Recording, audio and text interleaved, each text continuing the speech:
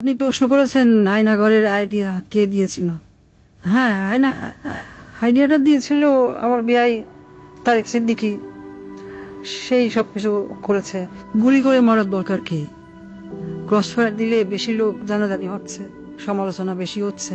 সেদিন থেকে শুরু হলো এই নতুন পরীক্ষামূলক পরিকল্পনা। একটা ছোট্ট ঘর, 3.5 ফিট বাই 3.5 ফিট। ওইখানে নিজের কোথাও ভালোভাবে শোনা যায় না। হ্যাঁ, আমরা প্রথমে কিছু বিরোধী নেতাকে তুলে আনলাম, এই বিএনপি, জামাত, ছাত্র শিবির, ছাত্রদল, কিছু সাংবাদিক। ওদের দেখা হলো সেই আয়না ঘরে। প্রথমে কয়েকদিন ওরা দেয়ালে ঘুষি মারত। আমাকে ভিডিও কলে দেখানো হলো, ভিডিওতে আমাকে দেখানো হলো ওরা দেয়ালে ঘুষি মারত, দল্লা ঠেলে বেরোনোর চেষ্টা করছে। তারপর কিছুদিন দেখি শুধু উপরের দিকে তাকিয়ে থাকে। তারপর এক সময় ক্লান্ত হয়ে শুধু উপরের দিকে তাকিয়ে থাকতো। প্রথম কিছুদিন কেউ বুঝতে পারতো না কতটা সময় গেছে, কয়দিন তাদের আটকটা হয়েছে। খাবার অনেক কম দেওয়া হতো, খাওয়া কম দিতে বলতাম, পানিও খুব সীমিত। কেউ কেউ নিজের আয়নায় নিজের প্রতিবিম্বকে দেখে শত্রু মনে করত, নিজেকেই আক্রমণ করা শুরু করলো। নিজের দেয়ালে নিজের হাত দিয়ে কষি মারলো, হাত রক্তাক্ত করলো। আমার সবচেয়ে সুন্দর দৃশ্য ছিল যখন একজন সাংবাদিক, কি যেন ওর নাম, হ্যাঁ মাসুদ, নিজের নখ দিয়ে নিজের মুখের চামড়া ছিঁড়ে ফেলা চিৎকার করছে। আমার পছন্দ হলো।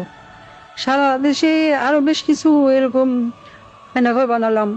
যুদ্ধপরাধী রাজাকার ছেলে মেয়েদের সেখানে বন্দি করতে বললাম। মাঝে মাঝে দুই একজনকে ছেড়েও দিতাম।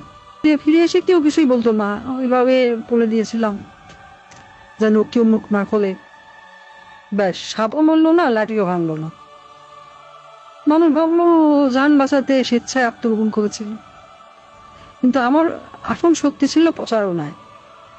আমার দলের নেতাকর্মীরা, তারাও এই ব্যাপারটা বিশ্বাস করতে পারে। সত্যকে আমরা এমন ভাবে ধামাচাপা দিয়েছি, কেউ বিশ্বাসই করতে পারছে না আয়নাঘর আসলে ঘর বলতে সত্যি কিছু ছিল।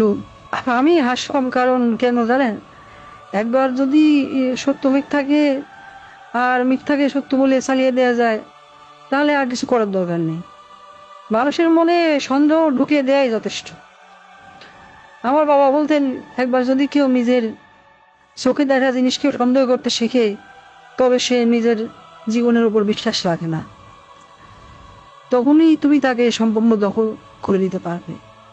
আমি তাই করেছি। আমি তাদের মনের উপর শাসন করেছি।